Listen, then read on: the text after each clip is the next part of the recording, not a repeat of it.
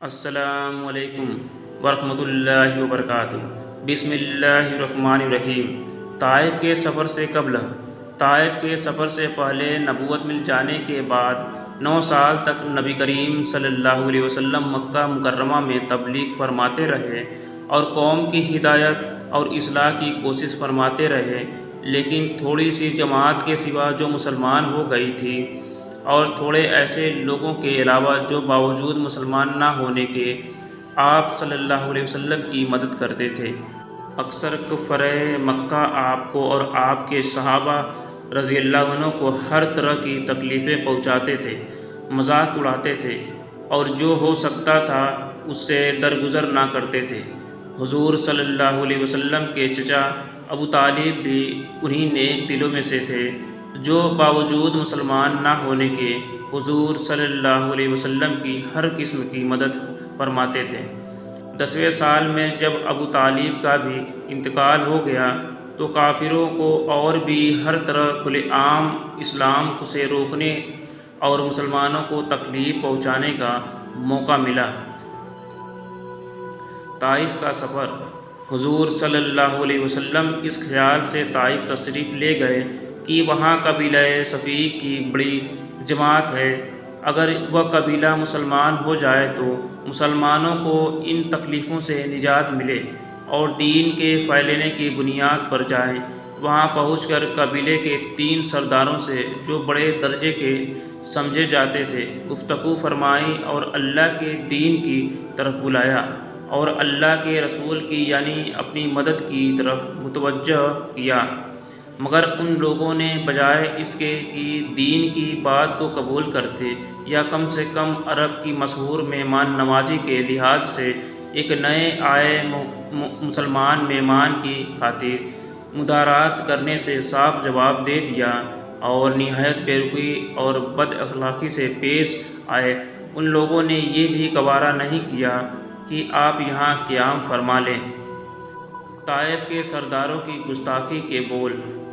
جن لوگوں کو سردار سمجھ کر یہ بات کی تھی کہ شریف ہوں گے اور مہذب گفتگو کریں گے، ان میں سے ایک شخص بولا کہ اوہو، آپ کو ہی اللہ نے نبی بنا کر بھیجا ہے؟ دوسرا بولا کہ اللہ کو تمہارے سوا کوئی اور ملا ہی نہیں تھا جس کو رسول بنا کر بھیجتے۔ تیسرے نے کہا میں تجھ سے بات نہیں کرنا چاہتا، اسی لیے کہ اگر تو واقعی نبی ہے جیسا کہ دعویٰ ہے تو تیری بات سے انکار کر دینا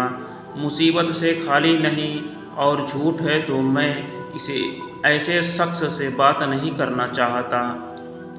اس کے بعد ان لوگوں سے نا امید ہو کر حضور صلی اللہ علیہ وسلم نے اور لوگوں سے بات کرنے کا ارادہ فرمایا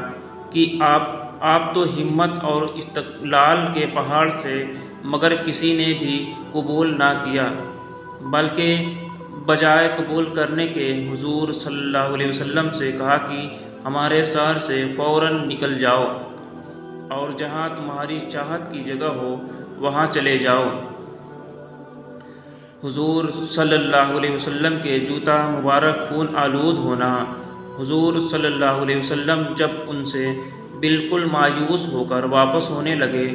تو ان لوگوں نے شہر کے لڑکوں کو پیچھے لگا دیا کہ آپ کا مذاق اڑائیں، تالیاں پیٹیں، پتھر ماریں، حتیٰ کہ آپ کے دونوں جوتے خون کے جاری ہونے سے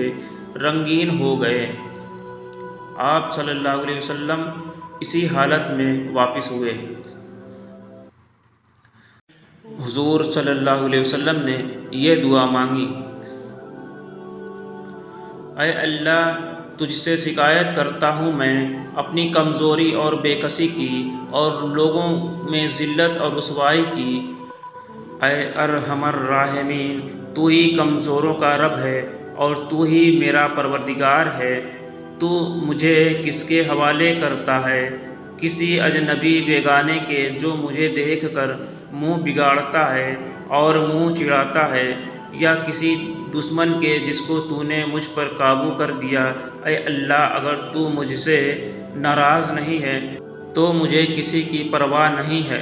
تیری حفاظت مجھے کافی ہے۔ میں تیرے چہرے کے اس نور کے طفیل جس سے تمام اندھیریاں روشن ہو گئیں اور جس سے دنیا اور آخرت کے سارے کام درست ہو جاتے ہیں، اس بات سے پناہ مانگتا ہوں کہ مجھ پر تیرا غصہ ہو یا تو ناراض ہو۔ تیری ناراضگی کا اس وقت تک دور کرنا ضروری ہے جب تک تو راضی نہ ہو۔ نہ تیرے سوا کوئی طاقت ہے نہ قوت۔ پہاڑوں کے فرشتوں کا حاضر ہونا اور آپ کا عذاب سے منع کرنا، مالک الملک کی شان قہقاری کو اس پر جوش آنا ہی تھا کہ حضرت جبرائیل علیہ السلام نے آ کر سلام کیا اور عرض کیا کہ اللہ تعالیٰ نے آپ کی قبیلے کی وہ گفتگو جو آپ سے ہوئی سنی اور ان کے جوابات سنے، اور ایک فرشتے کو جس سے متعلق پہاڑوں کی خدمت ہے آپ کے پاس بھیجا ہے کہ آپ جو چاہیں اس کو حکم دیں۔ اس کے بعد اس فرشتے نے سلام کیا اور عرض کیا کہ جو ارشاد ہو میں اس کی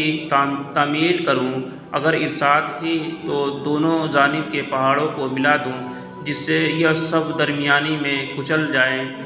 یا اور جو آپ سچا تجویز فرمائیں۔ حضور صلی اللہ علیہ وسلم کی رحیم و کریم ذات نے جواب دیا کہ میں اللہ سے اس کی امید رکھتا ہوں کہ اور یہ مسلمان نہیں ہوئے تو ان کی اولادوں میں سے ایسے لوگ پیدا ہوں جو اللہ کی بندگی کرے اور اس کی عبادت کرے۔ یہ ہے کہ اخلاق اس ذات کے جسم کے ہم لوگ نام لیوا ہیں کہ ہم ذرا سی تکلیف سے کسی کو معمولی گالی دے دینے سے بھڑک جاتے ہیں کہ پھر عمر بھر اس کا بدلہ نہیں اتارتا، ظلم پر ظلم کرتے رہتے ہیں اور دعویٰ کرتے ہیں اپنے محمدی ہونے کا، نبی صلی اللہ علیہ وسلم کے پیرو بننے کا۔ نبی کریم صلی اللہ علیہ وسلم اتنی سخت تکلیف اور مشقت اٹھانے کے باوجود نہ بددعا فرماتے ہیں نہ کوئی بدلہ لیتے ہیں۔ آج کی یہ مزید معلوماتی ویڈیو آپ کو ضرور پسند آئی ہوگی اور اپنے پیارے دوستوں کو ضرور شیئر کریے گا، اور آپ ہمارے چینل کو ضرور سبسکرائب کر لیجیے گا، اور کمنٹ کر کے آپ ضرور بتائیں ہم سے کوئی مسٹیک ہوئی ہے تو۔ اللہ حافظ۔